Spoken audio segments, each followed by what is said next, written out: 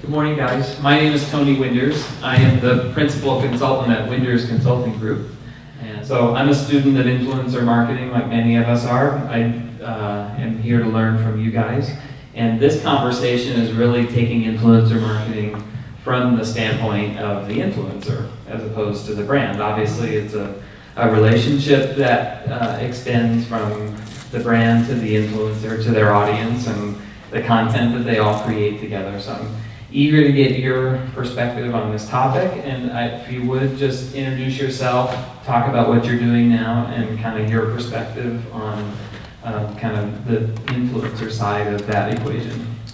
Sure, so I'll kick it off. My name is Jennifer Lindbergh. I'm a marketing consultant, so I work with individuals and agencies and brands, sort of wherever the wind takes me. I have over 10 years of experience on both the brand and agency side.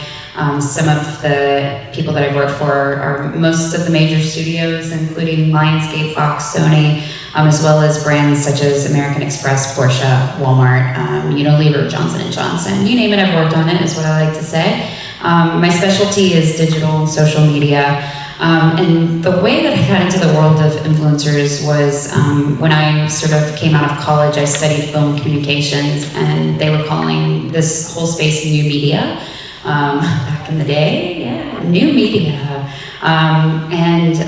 I was basically very green in my career and constantly being sort of told to go play in the sandbox. You have no money, but go play in the sandbox. And that's when I started a blogger outreach. And that was old school, looking people up, finding their email address, sending them an email, pitching them, hey, we're this company, we want to do X, Y, Z. A lot of it was just tried and true grassroots marketing in the world of blogger relations. And that's where I kind of got my start and have grown since there. Bloggers are the original influencers. Bloggers are the original influencers, yeah. And they could do more with less, which was kind of where I started. Like I said, it was green and I had no money, and so whatever I did, all they had to do was pay for my time, which they were paying for already. I was a junior staff member, so they kind of said, here's your little pet project.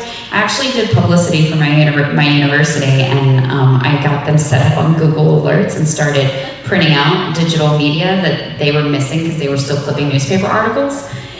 So I remember when I showed that to my boss, he was like, whoa, so yeah.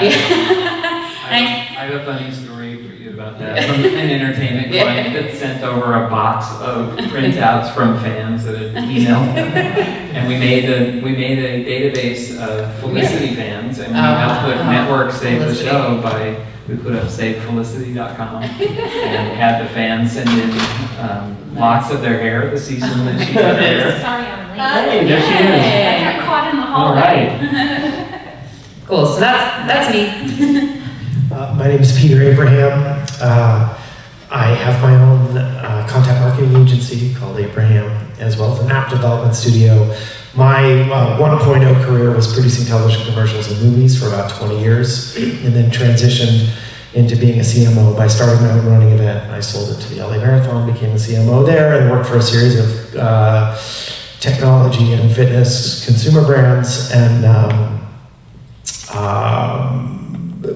my focus now is a lot on fitness and technology, and work a lot with Lululemon, Nike, Red Bull, brands like that, and creating all different kinds of content. And my own personal point of view is I like to use my work and fitness to create positive change in the community. And I just gave a TED talk about that, about can running save our cities at TEDx UCLA in May. Great. Thanks, Peter. That's great. Tanya, you're up. Yes. Hey everyone, my name is Tanya Salazar. I work full-time for UC Irvine Health. I'm in digital marketing and communications. I've been there for a few years. I'm also the co-founder of Latina Geeks, and I am a proud tech geek. We focus on social media, technology, and entrepreneurship. We share a lot of startup information and event info as well. I've been in marketing for 12 years. I started out as a graphic designer, and it's completely evolved since then. I've always had a heavy overlap of digital marketing and social media marketing, so that's been my love for the past almost 10 years now. As far as influencers, I've worked with bloggers for maybe the past 3 or 4 years. Again, it was a bunch of Excel documents. It's a lot of manual work. It's stuff that would take a day just to collect all your information for your lists on who you want to pitch to. So I've been on the brand end, the agency side, pitching to, on the brand side currently at UC Irvine Health, and as a consultant, I've been on the receiving end, so I know what kind of pitches suck. that are really dry, and they don't know how to approach you. So I use that as a learning opportunity, so I know what, I know what bloggers want to hear too. Okay, thanks, Cynthia. I'm Cynthia Rojas. I'm the Chief Strategy Officer at Hype Digital Marketing. And we work with a large number of brands to develop cohesive digital strategies and campaigns, and really work with them to identify what their key differentiating factor is and who they are as a brand, and start with really kind of understanding like their brand personality, and from there be able to build a program that is going to ultimately really connect with their target audience and ultimately convert into sales. So the topic of our panel today is how your influencer message can attract the right brands, and how to determine if a brand is a good fit for your followers. So our audience today is the influencers, and helping acclimate them to engaging with brands in this world of influencer marketing. So where does that process sit? If you're an influencer of any import, or just an aspiring person that has a niche expertise and an audience, where do you begin to engage with the brands if you're open to integrating a brand's message into your audience and in your dialogue and your content? Where does that start? First and foremost, make sure they can find a way to contact you. So make sure that your website, your Twitter, all of that you're very clear about how people can connect with you, how they can contact you. The other thing is just like media, when you're a media site and you have a media kit, you should have a work with me page, or a work with me site, or a work with me mantra that says, who you want to work with. Sort of head it off at the pass, just be very clear about what you're looking for and the partners that you're looking for, so that, when I see that page, I can think, great, I can work with you. I mean, working at Walmart, there were a lot of moms that didn't want to work with us. And so, if we could have that conversation and be very clear and straightforward in the beginning, it saved us all a lot of time. I don't mind beating around the bush, or I don't want to beat around the bush, rather. And so I was always about transparency and honesty, and I never, as a brand side, never wanted to force an influencer to do something that they weren't comfortable with. And on the other side, if you're an influencer, don't do something that's out of your wheelhouse, because it's just going to be uncomfortable for everyone. So first and foremost, make it easy for them to contact you and be very clear what it is you're looking for. Great start. And I would add to that that one of the best ones that came up in the earlier conversation is to call and ask for free product or free samples. I mean, I think one of the greatest ways to connect, like pretty much every brand is going to be willing to give you something to be able to try out for their brand, and that's the best way. Ultimately, is just to reach out, to introduce who you are, to say that you're really excited about their product, that you want to try it. That's really the best way. I'd say I have to agree with Jen. Make it very, very easy on how to contact you. There's been many times where you try to approach a blogger, but guess what? They don't have their email address on their website. And as a blogger, really know what you're going for. What do you want? Be very clear on your website too, on that page, and how to contact me.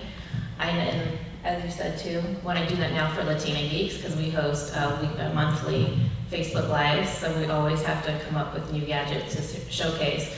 So I'm going on Facebook, I'm messaging them, but professionally, being very upfront, like, hey, this is what I'm doing for this website, this is how you can contact me. So just being very clear and direct. Yeah, and I would add that I think it's really important for influencers and brands to align on values, like the core values. For instance, you think about Patagonia, right? They really own the outdoor equipment sustainability conversation. So if that's the kind of person you are, they're really like, there's no other brand for you, right? And on the brand side, for me, like when I worked with, when I was at the LA Marathon, I wanted to create a television campaign with a bunch of local celebrities and athletes. I went out evangelizing to Kobe Bryant, to Chef Gordon Ramsay, to The Rock, etc. about, hey, our mission is to inspire athletes and connect communities. We're trying to make LA a better place. Do you want to help us with that? And immediately they were all like, okay, where do we sign up? We're in, right? And I just, I'm part of a new studio fitness concept that's launching right now. And we just, my partner is friends with a number of celebrities and professional athletes. And we just went and had a dinner with a bunch of them. He was like, Peter, just come with me. I don't really know. I just want to kind of try to build our community. And I had him put the mission statement that we had come up with together. We worked very hard on the front of our little kind of deck. And the first thing they did is they looked at it and they said, okay, we like your mission statement. And when we got into it, I said, look, we're using fitness as a tool to make our city better. And they're like, oh my God, that's all we talk about. Yes. Right? And so like the next morning at 8 a.m. we got the text from 2 television actors and a professional athlete that like, okay, we're in, where do we sign, what can we invest, like, and so it was very much a very base level connection based on the core values.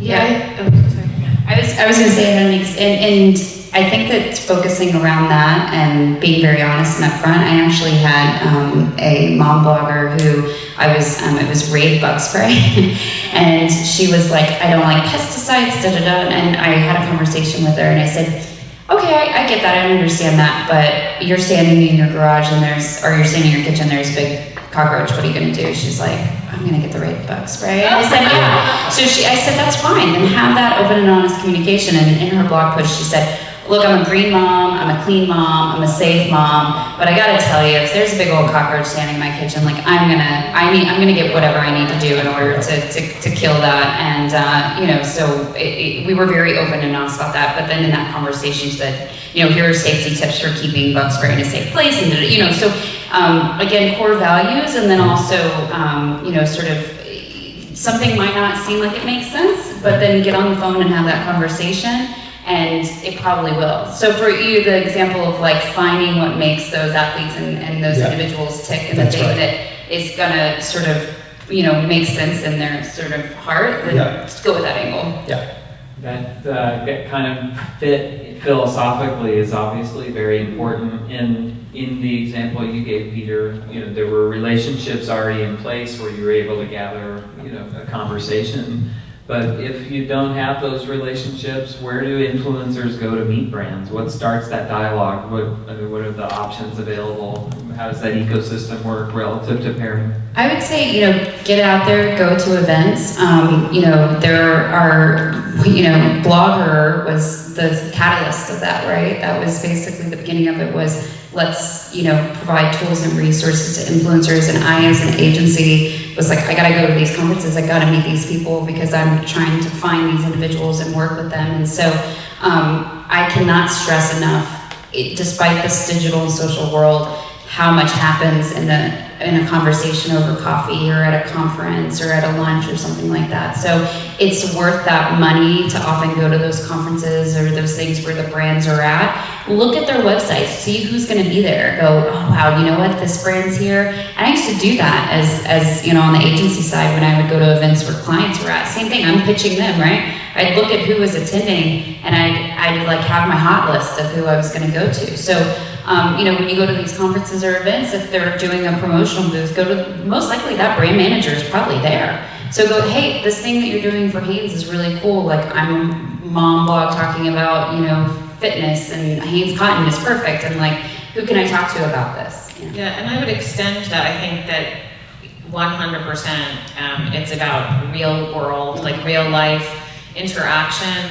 And for myself, even, I can't tell you how many times I've seen people. I mean, I met somebody that I got a business meeting with in the gas station yesterday. Just, so my advice is to keep yourself open as an influencer and about what you're passionate about, to keep yourself open just as a human being and go on and live life and just be out there, not, open to, regardless of where you are and whether you're at the gas station or the supermarket, or just being open to talking about what you're doing and how excited you are. And it's amazing how many times you'll connect with people in random places, not just necessarily business conferences, but just in your everyday interactions, just by talking to people about what you love and what you're passionate about. And even if they don't themselves know, a lot of times they'll say, oh wow, that's really interesting. You know what, I know somebody that I should put you in touch with. So you really don't know where a conversation will lead to. My advice is just to be open, be friendly, and communicate what you're excited about. What about the MCNs and platforms and different like digital tools or even representation firms? Should influencers hitch their wagon to those? Why or why not? I mean, I think you have to look at the agreement, and you have to look at it. Oftentimes, I was speaking with an individual the other day who sells videos online, like tutorial videos, and he went on a new business venture, and he made a movie, and he was trying to get distribution. And we were chatting, and I said, yeah, there's a lot of companies out there like Full Screen and Maker Studios, and he's like, oh yeah, I have a contract with Full Screen. And I just went, wait, why haven't you called them up? Like, why aren't you they're repping you. Coming from the entertainment space and having a lot of friends and connections that are in that space, is they're not going to always work for you 100%. You have to constantly stay in contact and make sure that they are working for you or keeping them posted, because you're one of many in a lot of those situations. So just know that even if you do hitch your wagon to these guys, that sometimes you're still going to have to work to make it happen for you as well. And just, I would definitely, if you're going to sign a contract or a deal, get a lawyer involved, or pay the money to kind of have somebody explain it to you, because there's a lot that's hidden in those contracts and in those things. Be clear about what they own and what they're taking and what they have the rights to. Because the other thing is, as influencers and as content creators, your worth is your content, right? So definitely, yes, there are fantastic opportunities, but you also just need to be very smart about it. Yeah, and I would add, I want to echo something that was spoken about in the earlier panel over there, which is about content creation. And on the brand side, I'm always looking for influencers who are great content creators that I can co-create with or piggyback onto their tribe and their content. And I think if you're out there creating compelling content, whether it's a blog, whether you're speaking, whether it's experiential, whether it's video, social, whatever it is, if you're creating compelling content and building a tribe around that content, and you really have a strong point of view and a direction, you're going to attract brands into your ecosystem. So I think that's super important. Every person and every brand is a media company now, so it's really important to get out there and start creating. Everyone's watching too. That's right. Hi, I'm Josh, and we're here at Microsoft in Playa Vista, California, and we're really excited to host two amazing conferences here, the Authentic Marketing Conference and the Digital Growth Summit here in this venue in Los Angeles. But don't worry, if they've already happened, I'm going to tell you exactly how you can experience the whole conference from the convenience of your home or office. You can watch them anytime, anywhere, but let me show you the venue. Come on over here. This is where a lot of the networking happens, where a lot of the influencers, the brands, the agencies, and the digital marketers will hang out for lunch. We fully cater it all. This is where the magic happens, Zuma 1 and Zuma 2. These are really big, awesome rooms that Microsoft works with us to allow us to host our conference here. The key feature is that center wall. This room, in classroom style, allows us to divide it into two rooms. We're going to have lots of speakers up here. There's going to be chairs, a whole panel discussion, 4 experts, 1 moderator, deep diving into a conversation around digital marketing, influencer marketing, what brands want, all kinds of cool stuff. In this room, it's typically the engage room. That means if you're on social media, we're going to teach you all the latest and greatest stuff right now on how to use the latest apps and stuff that you can look forward to in the next 6 months. That's our role. Over there, we call it Analyze, and that's where once you've engaged, how can you look at your analytics in a wholesome way? And now our Authentic Marketing Conference is all about bringing influencers and brands and agencies together so that they're mingling and working in an authentic manner. And our Digital Growth Summit makes you a better digital marketer. Step over here and I'll show you, while all of this is happening concurrently, 2 different tracks. we also have in this really sophisticated room over here, breakout sessions. And that's a deep dive where one speaker that breaks away from our panels will go in there and give you case studies, all kinds of cool stuff. But that's not it. There's not only a breakout session there, we have an even bigger room over there. It's awesome. 4 options at any one given time. No one person can see it all, and that's why I encourage you to look at the virtual replay ticket at MediaLeaders.com, where you can take part in all of our conferences. That's the Authentic Marketing Conference, the Digital Growth Summit LA, the Digital Growth Summit in San Francisco, and all of our past MediaLeaders.com conferences. It's a whole lot of content. It's as if you're here because you're going to get the handouts, the notes, and all of the videos, which is really cool. I'm Josh. I'm so pumped and thankful to our friends at Microsoft for letting us do this here in Los Angeles and up in San Francisco. I look forward to seeing you at the event or seeing you on the virtual replay ticket. I'll see you soon.